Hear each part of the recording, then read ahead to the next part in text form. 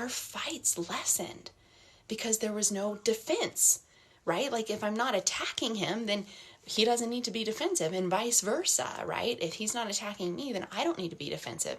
And the less I attacked, the less he attacked.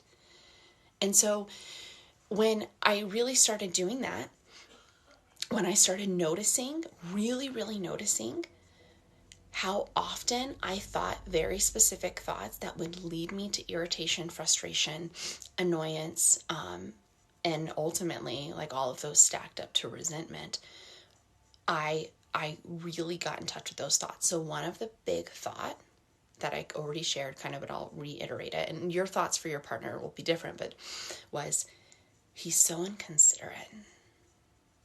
He's just going to do what he wants. He's so inconsiderate. Oh, I told myself that all the time. All the time. And now, if that thought comes in my head about my husband, my watcher, my awareness that I've trained this inner voice to come in and talk to me, it says, Em, you don't really believe that.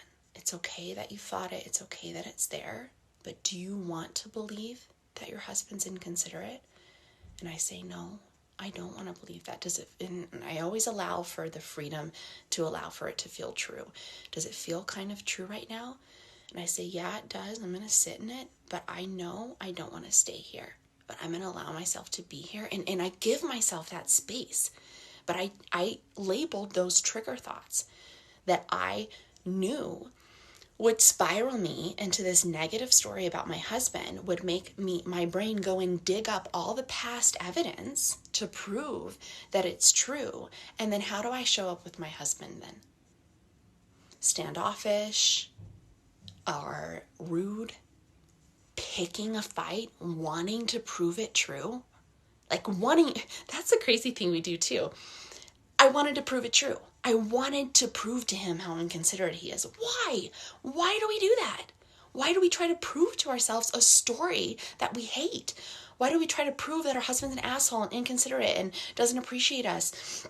Why do we argue for our limitations?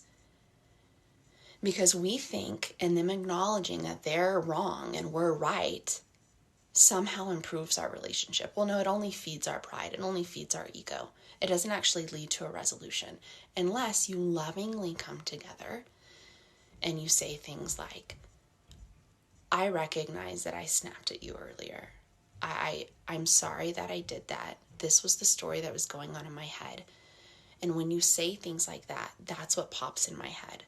That's a story that comes to me. Can you understand why maybe I felt that way? Really taking responsibility for how you're feeling in your relationship changes everything. And I walk these scenarios. So I coach couples. I'm a relationship coach as well because I did so much work in mine. And I just love coaching on relationships. So I coach my one-on-one, the women I coach around their relationships, and then I coach couples. And we will actually run through practice conversations with each other on how they would like to be communicated to, or how they would like a conversation to go on each side, and then finding a middle area where they both feel comfortable. It's not, you need to behave like this to make him happy. Okay, she asked you to do this, you need to do it. Okay, you asked him to do this, okay, now you need to do it. If you're not doing this, then you don't respect her. You don't respect her boundaries. No, that's a trap. That puts us in this box, like I have to behave this way in order for my wife to be happy or in order for my husband to be happy. And then we're obligated. You're doing shit against your own will. You want to choose to take out the trash for your husband, or he should choose, right? It's not to say like when they can do these tasks or these little things, because let's face it, a lot of times it's little things that stack up and then build a huge thing of resentment because you've made it mean they don't love you, they don't appreciate you, they don't care, all these things.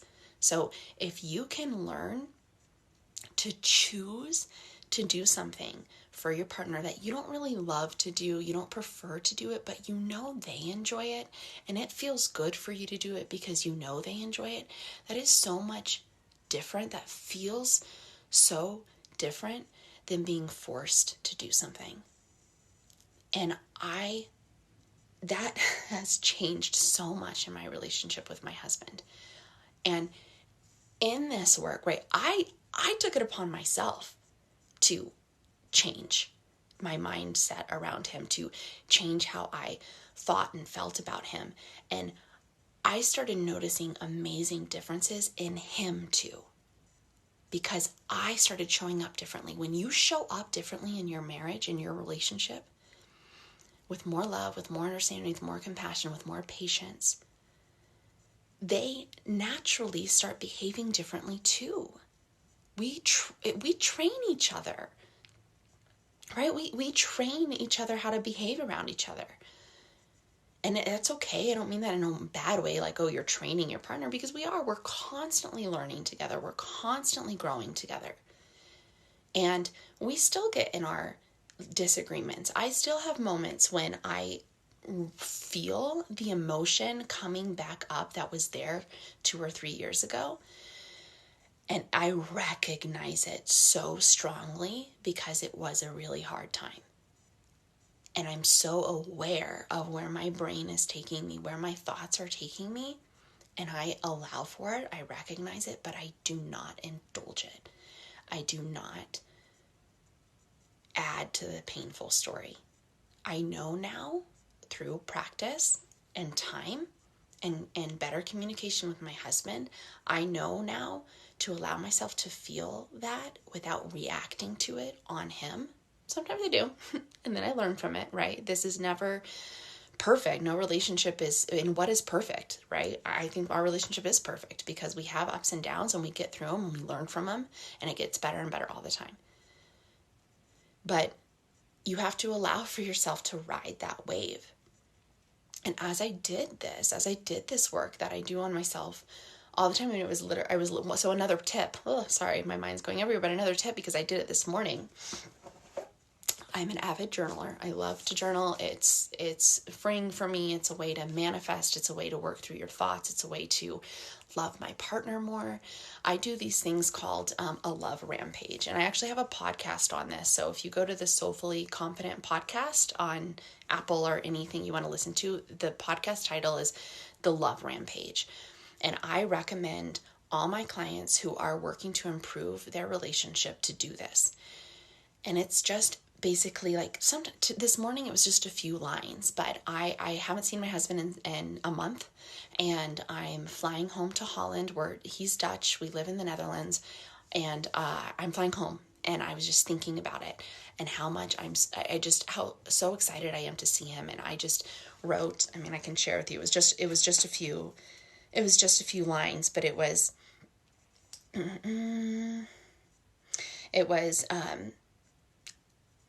I'm so excited to see Max. Thank you so much for our love. It is the perfect love. We are not perfect, but we are perfect for each other. And that feels so fun to choose to believe. Like, just random thought, but it just felt good. Like, I love our love. I'm choosing to believe we're the perfect match, not because he's perfect or I'm perfect or we have the perfect relationship, but because it feels good to believe that somehow it's all perfect for us, because it's what's happened. It is what we have chosen. And so this is the last thing I'm going to leave you guys with, which I think is really, really powerful. You should not, should is a tricky word. It is not in my opinion, it is not the healthiest relationship to feel codependency, where you need to be in a relationship to feel loved. You need him to do certain things or say certain things in order to feel beautiful or loved. You can still always prefer, but to be dependent upon them in order to feel good about yourself is codependency. And so I know, because I do so much work on myself, because I love who I am and I work on that a lot, that if anything ever happened with me and my husband, God forbid, I don't want that. I want to be with him forever. But if anything were to happen, where we split up or something happens, I truly know that I would be okay. I would be okay. And if it was pain coming from his end, I would know that it meant nothing about me and everything about what he was going through. And there would be a processing period and pain and grief, and I'm sure all those things for any type of separation, but I know I would be okay. And I can be fulfilled on my own.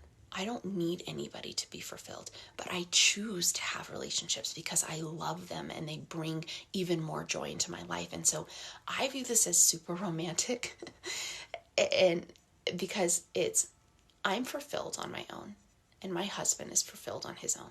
We don't need each other to be happy, but we still choose each other. We still choose each other from a place of fulfillment. And when you choose each other from a place of self-fulfillment on your own, you just get to thrive together. You get to love each other. You get to enjoy each other without being so dependent on the other to fulfill you. And that's huge. And that's a beautiful place to be. And that's what I'll leave you guys with. I love talking about relationships. I love helping people improve their relationships. This is something that I go into deeply with my clients, honestly, no matter what program they're in with me, but it's definitely about a full month section in my Soulfully Abundant group coaching program, which doors are open, by the way. So if you want to improve your relationship with yourself, but also with those you love, especially your partner, this program goes very deeply into that. And actually, you should check out the testimonial from my client Tessa and one's coming from my client Shannon, where they talk about the help that I gave them through coaching and through the work that totally changed their relationships. So I encourage you to check those out. Those are on my IGTV. If you have any questions about relationships, please message me. I love to talk about this shit. So all right, that was my impromptu relationships, resentment, back to love. Those are all the things that I did, plus so much more. I could talk about this for hours. But yeah, let me know if you guys have any questions, and I will talk to you all very, very soon. Bye.